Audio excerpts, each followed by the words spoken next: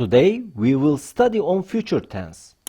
As previous tense lessons, I will explain you the logic of forms and also I will give you some examples. Please pause the video and check these examples according to tables. Turkish future tense uses the suffixes acak and ecek. The future tense verb contains the verb root acak or ecek and the personal suffix. We obtain the verb root by removing the mak, mek from the infinite form. For example, the verb root of yazmak would be yaz, izlemek would be izle, and başlamak would be başla. Turkish future tense can be expressed in four ways. First, positive. Second, negative. Third, positive question. Fourth, negative question. Positive, you will write. Sen yazacaksın.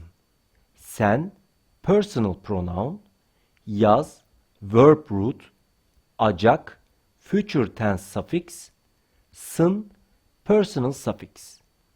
To form a positive future tense verb, we start off with the verb root.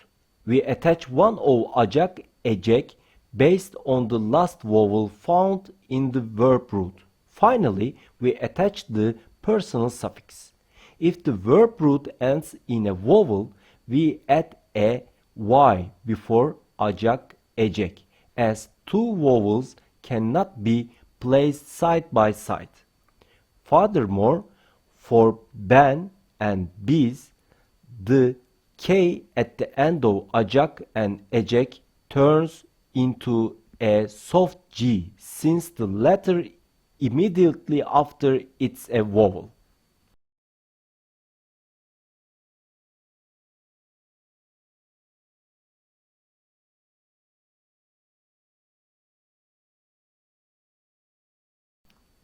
Negative.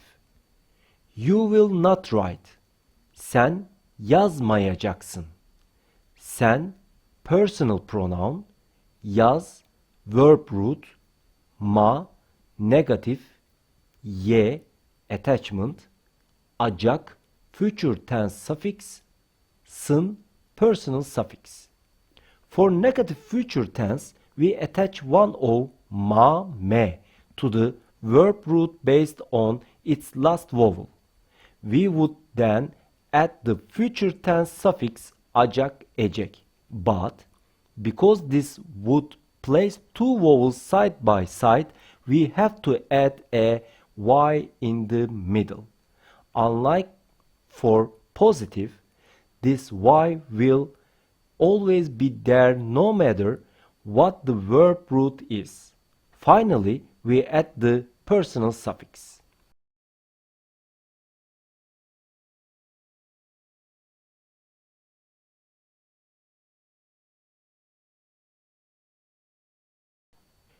Positive question.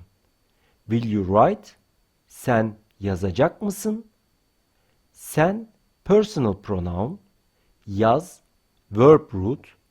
Acak, future tense suffix. Mı, question. Sın, personal suffix. To form a question from the positive form, we split the verb after acak, ecek and attach one o, mı, mi before the personal suffix. Onlar doesn't obey the rule. All we do is add mı, mi at the end. For ben, we also add a y before the personal suffix to prevent having two vowels side by side, giving mıyım, miyim. We do the same for biz to get mıyız, miyiz.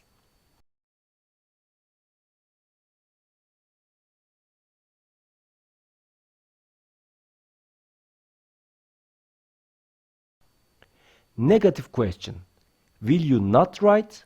Sen yazmayacak mısın? Sen, personal pronoun. Yaz, verb root. Ma, negative. Ye, attachment. Acak, future tense suffix. Mı, question, sın, personal suffix. Forming a negative question is similar to forming a positive question. We break the verb into two parts after mayacak, meyecek, placing mı, mi just before the personal suffix. Onlar is an exception. All we do is add mı, mi at the end.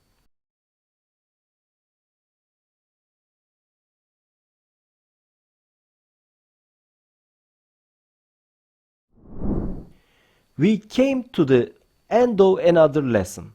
I hope you enjoy about our videos. Until the next lesson, please study on future tense. See you soon.